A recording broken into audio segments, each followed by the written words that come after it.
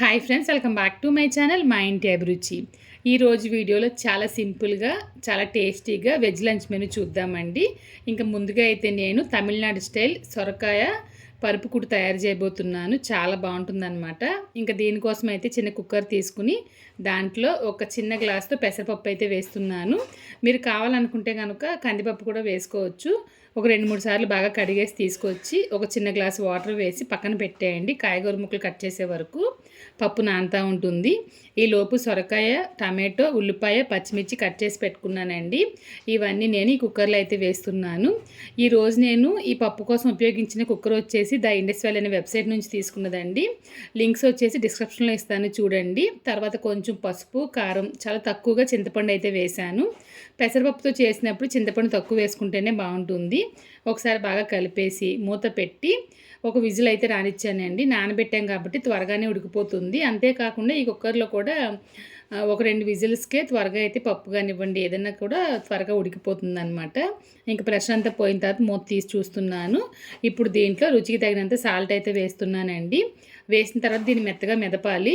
మీరు ఈ పప్పులో సొరకాయకి బదులుగా ఏ కాయకూర అయినా వేసుకోవచ్చు. ఆకుకూర కూడా వేసి అయితే చేస్తారండి. ఇంకా దీంట్లో ఒక పేస్ట్ తయారు చేసి వేయాలి. దానికోసం అయితే జీలకర్ర, కొంచెంగా కొబ్బరి, వెల్లుల్లి, పచ్చిమిర్చి వీటిని తగిన నీళ్లు పోసి మెత్తగా గ్రైండ్ చేయాలన్నమాట. చేసిన తర్వాత ఇప్పుడు పప్పు ఉడుకుతుంది కదా, దాంట్లో అయితే వేసేస్తున్నాను. వాటర్ వచ్చేసి మీరు చూసుకుని వేసుకొని నేను మిక్సీ జార్ కడిగి అయితే వేసేసాను. పెసరపప్పు ఏంటంటే ఉడికినప్పుడు పలచగా ఉడికిన తర్వాత గట్టిపడిపోతుంది. దాన్ని బట్టిగా వాటర్ అనేది అడ్జస్ట్ చేసుకుని వేసుకోండి. ఉప్పు తక్కువగా ఉందని చెప్పేసి కొంచెం ఉప్పు కూడా వేసానండి. బాగా కలిపేసి అది మరగనివ్వాలన్నమాట పచ్చివాసన పోయే వరకు. ఇంకా పోపు కోసం అయితే చిన్న తడక పైన పెట్టి ఆయిల్ వేస్తున్నాను. తర్వాత ఆయిల్ మరిగిన తర్వాత ఆవాలు, జీలకర్ర, ఎండుమిర్చి, వెల్లుల్లి వేసి అది బాగా వేగిన తర్వాత కొంచెం కరివేపాకు కూడా వేసి వేపేసి దీన్ని ఆ పప్పులో వేసేయాలన్నమాట. మీరు కావాలనుకుంటే నెయ్యితో కూడా పోపు వేసుకోవచ్చు. అంతేనండి, చాలా చాలా బాగుంటుందన్నమాట. ఇక్కడ హోటల్స్లో అయితే ఇంకా బాగుంటుంది. ఒకసారి ట్రై చేసి చూడండి. వేడి వేడి అన్నంలో కొంచెంగా ఈ పప్పు వేసి తిన్నారంటే అద్భుతంగా ఉంటుంది టేస్ట్ అయితేను. నెయ్యి వేసుకోవడం అసలు మర్చిపోవద్దు. ఇంకా దీనికి సైడ్ డిష్గా అయితే కారకొలంబు చాలా బాగుంటుందండి. కారకొలంబు చేద్దాం అనుకున్నాను కానీ ఆ రోజు పాప వంకాయ ఫ్రై అడిగిందని చెప్పేసి వంకాయ పకోడా ఫ్రై అయితే చేశాను అనమాట. ఇది కూడా చాలా బాగుంటుందండి. ఇంక ఈ వంకాయ పకోడా ఫ్రై తయారీ కోసం అయితే ముందుగా బజ్జీ మిక్స్ అయితే మిక్స్ చేయాలి. దానికోసం నేను ఆచివారి బజ్జీ మిక్స్ అయితే ఉపయోగిస్తున్నాను. ఇది ప్రమోషన్ కదనమాట. మామూలుగా ఇంట్లో తెచ్చి పెట్టుకుంటాను అప్పటికప్పుడు బజ్జీలు వేయాలంటే కనుక. దాంట్లో మనం ఏమీ వేయాల్సిన అవసరం లేదండి. కొంచెం వాటర్ కలిపేసి వేసుకుంటే సరిపోతుంది. మీరు కావాలనుకుంటే ఉల్లిపాయలు వేసుకోవచ్చు, కానీ నేను నార్మల్గా వేసేసి గిన్నెలోకి తీసేసాను. ఇంకా ఫ్రై కోసం కడాయి పెట్టి ఆయిల్ వేసి పోపు దినుసులు వేస్తున్నానండి. ఆవాలు, జీలకర్ర, పచ్చిశనగపప్పు, ఎండుమిర్చి, కొంచెం కరివేపాకు వేస్తున్నాను.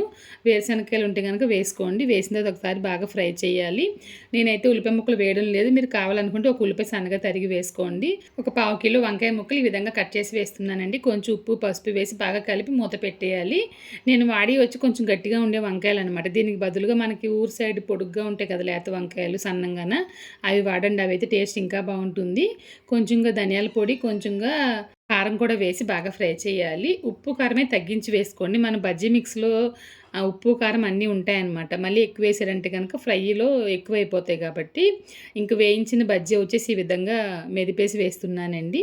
బాగా కలపాలి. మీరు కావాలనుకుంటే ఇగురు కింద కూడా పెట్టుకోవచ్చు. అది కూడా చాలా బాగుంటుందన్నమాట. నెక్స్ట్ ఇంకొకసారి చేసి చూపిస్తాను. ఒకసారి మూత పెట్టేసి ఒక 2 నిమిషాలు అలా వదిలేసి స్టవ్ ఆఫ్ చేసేయండి.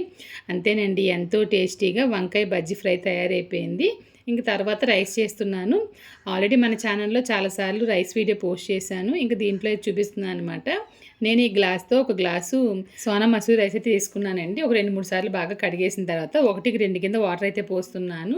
స్టవ్ మీద పెట్టలేదంటే కనుక మీరు ఒక 5 నిమిషాలు పక్కన పెట్టేయండి. లేదు స్టవ్లో పెట్టేటప్పుడు అయితే కనుక సిమ్లో 5 నిమిషాలు ఉంచి తర్వాత హై ఫ్లేమ్లో పెట్టేసి ఒక 2 విజిల్స్ రానిచ్చారంటే రైస్ అయితే పర్ఫెక్ట్గా ఉడికిపోతుంది అనమాట.